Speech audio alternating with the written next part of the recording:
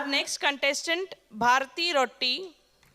ಇವರು ಬಿಡೆ ನಿನ್ನ ಪಾದವ ಪುರಂದರ ದಾಸರ ಕೃತಿಯನ್ನು ಹಾಡುತ್ತಾರೆ.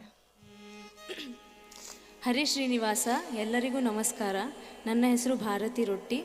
ಇವತ್ತು ನಾನು ಪ್ರಸ್ತುತಿಗೊಳಿಸ್ತಿರುವ ಕೃತಿ ಬಿಡೆ ನಿನ್ನ ಪಾದವ, ಪುರಂದರದಾಸರ ರಚನೆ. ಇದು ರಾಗಮಾಲಿಕೆಯಲ್ಲಿ ಕಂಪೋಸ್ ಆಗಿದೆ. ರಾಗಗಳು ಬಂದು ಮೋಹನ, ಅಮೃತವರ್ಷಿಣಿ ಹಾಗೂ ಶುದ್ಧಧನ್ಯಾಸಿ.